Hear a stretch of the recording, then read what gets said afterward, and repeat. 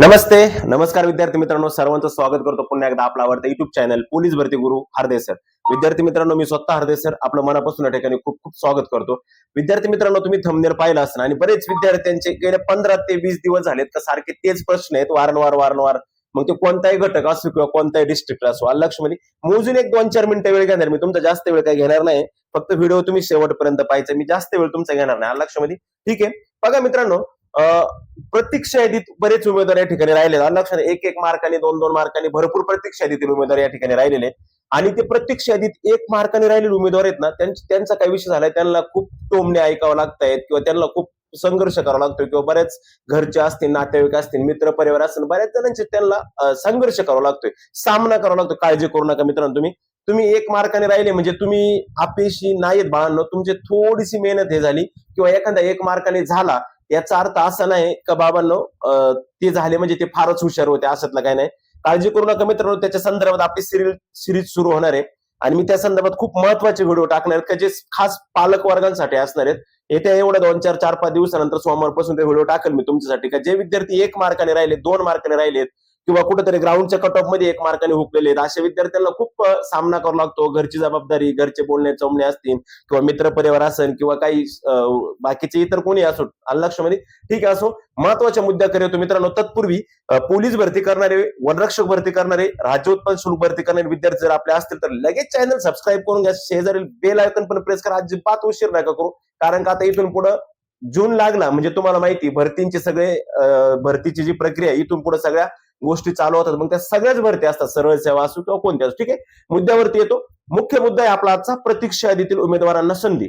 विद्यार्थी मित्रांनो, पाठीमागे एक जीआर आला होता का प्रतीक्षा यादी जी आता ही 2 वर्षाची त्याची व्हॅलिडिटी असणार आहे. म्हणजे पूर्वी कसं होतं, कोर्टाची प्रतीक्षा यादीची ऑलरेडी 2 वर्ष होतीच पहिल्यापासून. लक्षामध्ये जी कोर्टाची प्रतीक्षा यादी आहे त्याची ऑलरेडी 2 वर्षापासून पहिल्यापासून. पण बाकीच्या पण ज्या याद्या होत्या, प्रत्यक्ष यादीचं काय असतं, एकतर प्रत्यक्ष यादी ही भरती प्रक्रियेचा निकाल लागल्यानंतर किंवा भरती प्रक्रिया पार पडल्यानंतर 1 वर्षभर किंवा दुसरी भरती प्रक्रिया निघेपर्यंत जो कालावधी आधी पूर्ण होईल तोपर्यंत प्रत्यक्ष यादी असते, बरोबर. मात्र मुंबईची प्रत्यक्ष यादीतील उमेदवारांबद्दल मी तुम्हाला नक्की सांगेन का प्रत्यक्ष यादीतील उमेदवारांना केव्हाही पण बोलवलं गेलेले मुंबईतला, असं नाही. वर्षानंतर सुद्धा मुंबईतील उमेदवारांना बोलवलं गेलेले. इव्हन पुढची भरती प्रक्रिया चालू असताना देखील मागच्या भरतीचे काही उमेदवार बोलवले गेलेले. आता लक्षात ठेवा, सगळ्यात महत्वाची गोष्ट म्हणजे एक अशी, नीट ऐकायची सर्वांनी बारकाईने. बरेच विद्यार्थ्यांचे प्रश्न आहेत का सर प्रतीक्षा यादीतील उमेदवारांना संधी केव्हा मिळणार. मित्रांनो, तुमच्या माहितीसाठी सांगतो, दरवर्षी म्हणजे इथून पाठीमागे 2-3 वर्षापूर्वी इथून मागच्या अख्ख्या भरती प्रक्रियेत अनेक फॉर्म असायचे तुमचे. बीड असन, लातूर असन, नगर असन, नाशिक असन, असे तुम्ही 4-4, 5-5 फॉर्म भरायचे. मग त्या ठिकाणी काय व्हायचं, प्रतीक्षा यादीतील उमेदवारांना मोठ्या प्रमाणात संधी असायची. का? कारण का लातूरचा पोरगा 4ही ठिकाणी ग्राउंड द्यायचा, 4ही ठिकाणी पेपर द्यायचा आणि बायचान्स त्याचं 2 ठिकाणी जरी सिलेक्शन झालं, लातूरला नाशिकला जर झालं तर तो लातूरला जॉईन करायचा, कारण तो लातूरचा होता. मग तो नाशिकची जागा सोडायचा, म्हणून नाशिकला वेटिंग फास्ट मध्ये खोलायची किंवा खालील प्रत्यक्ष यादीतील उमेदवारांना संधी असायची. मात्र आता काय झालं, गेल्या वर्षीपासून कंपल्सरी आपल्याला 1च फॉर्म भरायचा आहे आणि 1 फॉर्म भरायचा असल्यामुळे प्रत्यक्ष यादीतील उमेदवारांचे दार बंद झालेले आहेत. लक्षामध्ये, सपोज पुण्याला 1700 जागा आहेत, 1700 मुलं भरून गेले, कोणी सोडणार नाही का? ज्याच्या जिल्ह्याला काम झालं तो सोडणार आहे का? त्याचं चालकला झालं आणि SRPF ला झालं, कारागृह झालं तर सोडणार आहे का? नाही सोडणार. म्हणजे तिथं जागा रिक्त होणार नाही. म्हणून प्रत्यक्ष यादीतील उमेदवार उचलण्याची जी पद्धत आहे ती बंद झाली, म्हणजे कमी प्रमाणात झाली. आता राहिला प्रश्न, प्रत्यक्ष यादी सगळ्यात जास्त जिल्हा पोलीस जर उचलली जाईल तर ती फक्त मुंबई शहरला उचलली जाऊ शकते. लक्षामध्ये, ते जागेच्या पुढेही जाऊन ती प्रत्यक्ष यादी उचलू शकतात. मात्र अजून एक गोष्ट अशी का, जे विद्यार्थी कारागृहाला वेटिंगला आहेत, जे विद्यार्थी चालकला वेटिंगला आहेत आणि जे विद्यार्थी SRPF ला वेटिंगला आहेत, त्या विद्यार्थ्यांना बाकी त्या ठिकाणी खूप मोठ्या प्रमाणात संधी आहे. याचं कारण असं मित्रांनो, कारण का जो विद्यार्थी कारागृहाला, जो विद्यार्थी चालकला किंवा जो विद्यार्थी SRPF ला 2-2, 4-4 जागेमध्ये सिलेक्ट होतो, याचा अर्थ तो विद्यार्थी कुठेतरी जिल्ह्याला झालेला असतो. झालेला असेलच असते, पण शक्यतो 90% होतोच. आता मला वाटतं कुठला तरी एक हे का 2-3 नंबरला वेटिंगला आमचा एक विद्यार्थी, तर त्यातले 2 कारागृहाचे वाटत, त्यातले पहिले 2 विद्यार्थी, त्या दोघांचं मुंबईला काम होते, एकाचं मुंबईला होतं आणि एकाचं नागपूरला होते. मग तो 3 नंबरला वेटिंगला आहे, तरी पण त्याला सिलेक्ट यादीमध्ये येण्याची चान्सेस, कारण का तो परत 1 नंबरला वेटिंगला येतोय आणि 1 नंबरला वेटिंगला येतोय. त्यांनी पुन्हा एकदा काहीतरी काढलं, त्या वरच्या पण विद्यार्थ्याचं मुंबईला काम झालं, म्हणजे त्याला सिलेक्ट जेवढ्या जागा आहेत तेवढी त्याला संधी मिळणार. त्याला सांगितलं बाबा तू वेटिंग मधून तुझं काम होते, म्हणजे प्रत्यक्ष यादी तुम्हाला खुलण्याचे चान्सेस कुठे आहेत माहितीये का? तुम्ही जर कारागृहाला वेटिंगला असाल ना तर तुम्हाला चान्स येऊ शकतो. SRPF ला वेटिंगला असाल चान्स येऊ शकतो. चालकला वेटिंगला असाल चान्स येऊ शकतो. फक्त जिल्हे मुंबई शहर सोडता, इव्हन पुणे शहर सोडता, असे बाकीचे जे छोटे छोटे घटक आहे तिथे शक्यतो वेटिंग लिस्ट खुलण्याची शक्यता नाही. आलं लक्षामध्ये? सपोज नगर आहे, नगरला 80 जागा होत्या, 80 कॅन्डिडेट त्या ठिकाणी अवेलेबल झाले, 80 कॅन्डिडेट तिथे उपलब्ध आहेत, ते कधी सोडणार आहेत? जर एखाद्या कॅन्डिडेटचं दुसरीकडे कुठेतरी चांगल्या पोस्टवरती जर सिलेक्शन झालं तर, नाहीतर ते एकदा ट्रेनिंगला गेले का मग गेले. आणि दुसरी गोष्ट, तुमची वेटिंग लिस्ट खुलते, वेटिंग मधून घेतात, परंतु कधी घेतात? जोपर्यंत तुम्ही मुख्यालयाला आहे 2-3 महिने काय असेल ते वगैरे, त्याच्यात जर झाली गडबड काही मागं पुढं तर एकदा ट्रेनिंगला गेले, 6-7 महिन्याचा कालावधी गेला, त्याच्यानंतर एकच मुलगा घ्यायचं तर ते घेताना थोडीशी पुढच्या भरतीच्या दृष्टीने विचार करतात, त्याच्यामुळे घेत नाही. म्हणजे मला काय सांगायचं तुम्हाला, सिंपल सांगायचंय, तुम्ही जर कारागृहाला वेटिंगला असाल, जिल्हा चालकला वेटिंगला असाल आणि SRPF ला वेटिंगला असाल, 1-1, 2-2, 3-3 नंबर, तर तुम्हाला संधी येऊ शकते. ही संधी कशी उपलब्ध होऊ शकते तुम्हाला? जर वरच्या विद्यार्थ्यांचं, सिलेक्ट झालेल्या विद्यार्थ्यांचं मुंबई सारख्या ठिकाणी काम झालं, जिल्ह्याच्या ठिकाणी काम झालं, दुसऱ्या ठिकाणी काम झालं, चालकला काम झालं, तर ते विद्यार्थी ते काम सोडू शकतात आणि मग त्याच्यामुळे तुम्हाला ते काय होऊ शकतं, संधी येऊ शकतं. आलं लक्षामध्ये? आता सपोज तुम्हाला एक गोष्ट सांगतो, नाशिक कारागृहाला एक विद्यार्थिनी आहे का ज्या ठिकाणी नाशिक कारागृहाला एक मला वाटतं कॅटेगरी, मला काल फोन झाला त्या विद्यार्थ्यांनी, NT बी कसी काहीतरी कॅटेगरी त्या मुलगी आहे आणि ती एकच जागा होती आय थिंक मला वाटतं, ती मुलगी 1 नंबरला वेटिंगला आहे. पण जी एक मुलगी सिलेक्ट झाली त्या मुलीचं मुंबईला पण सिलेक्शन झालेलं आहे. आलं लक्षामध्ये? त्या मुलीचं मुंबईला सुद्धा सिलेक्शन झालेलं आहे. मग आता ती मुलगी मुंबई जिल्हा जर जॉईन केला तर ती जी मुलगी वेटिंगला आहे तिला लगेच त्या ठिकाणी संधी भेटणार आहे. कधी? त्वरित संधी भेटणार, लगेच वर्षांनी 1.5 वर्षाने त्वरित लगेच संधी भेटणार. आलं लक्षामध्ये?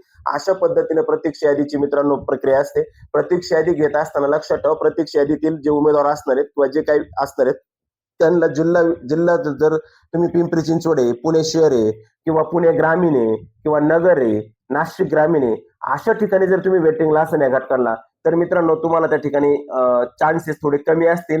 कारण का जिल्हा पोलीसला ज्यांची निवड झाली, जिल्हा घटकाला ज्यांची निवड झालेली आहे, ते शक्यतो 99% कोणीच ती जागा सोडणार नाही म्हणजे नाही.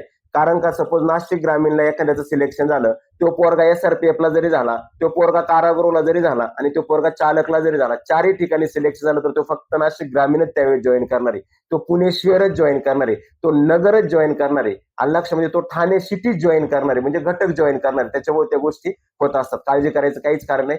प्रत्येक यादीतील उमेदवार जे आहेत घाबरून जाऊ नका मित्रांनो. तुम्ही 1 मार्काने वेटिंगला राहिलेत म्हणजे तुम्ही काही कमी नाहीत, स्पर्धेच्या एकदम जवळ आला होता. आणि जे मुलं 1 मार्काने वेटिंगला आले त्यांनी शांत बसा, पेपर घ्या, आपला कोणता प्रश्न चुकला विचार करा. 2 प्रश्न त्यातले असे असतील का ते तुमच्या हाताने चुकले असतील, 2 प्रश्न असे असतील का जे तुम्हाला येत होते पण गडबडीत चुकले असतील, त्याच्यामुळे आपण वेटिंगला पडलो. काळजी करू नका, आगामी जाहिरात लवकर येते. राज्य उत्पादन शुल्क आणि वनरक्षक मित्रांनो, वनरक्षकचे पण तुम्हाला माहिती पत्रक आलं होतं त्या दिवशी, वनरक्षकच्या पण काही जागा रिक्त आहेत. वनरक्षकची जाहिरात येऊ शकते. प्रत्येक यादीतून उमेदवाराने हार कधीच मानायचे नाही. परत पोलीस भरती पण येणार आहे. जे वनरक्षकचं पुस्तक आहे मित्रांनो, विठ्ठल नागनाथ राऊतवार सर यांचं हे पुस्तक आहे.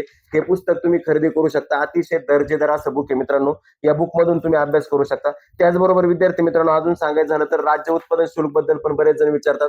तर हे राज्य उत्पादन शुल्कचं पुस्तक आहे मित्रांनो. राज्य उत्पादन शुल्क म्हणजे दारूबंदी पोलीस, सगळ्यात ब्रँडेड नोकरी असेल तर दारूबंदी पोलीस मित्रांनो, तुम्हाला पण माहिती आहे. तर या दारूबंदी पोलीसचा सुद्धा सिलेबस आहे मित्रांनो. सगळे प्रश्नपत्रिका आतापर्यंत झालेलं मागच्या सगळं काही तुम्हाला याच्यामध्ये दिलेलं आहे. पूर्णपणे लेखन आणि संकलन विठ्ठल नागनाथ राऊतवार सरांनी केलं. अतिशय दर्जेदार पुस्तक आहे. मार्केटमध्ये कुठं जा, कोणत्याही बुक स्टॉलला जा, फक्त मला स्मार्ट स्टडी पब्लिकेशन का तुम्हाला लगेच पुस्तक देतील, किंवा राऊतवार सरांचं बुक पाहिजे, कोणताही बुक स्टॉलला तुम्हाला लगेच हे बुक देणार. त्याचबरोबर तुम्ही स्क्रीनवरती पण पाहत असाल मित्रांनो, तुम्हाला दिसत असेल स्क्रीनवरती 2 बुक मित्रांनो. हे महाराष्ट्रात सर्वत्र उपलब्ध असणार अतिशय महत्वाचं असं महाराष्ट्र पोलीस भरती आगामी होणाऱ्या भरतीसाठी 88 प्रश्नपत्रिका संच मित्रांनो. याच्यामध्ये तब्बल 8000 प्रश्नांचा समावेश असणार आहे मित्रांनो.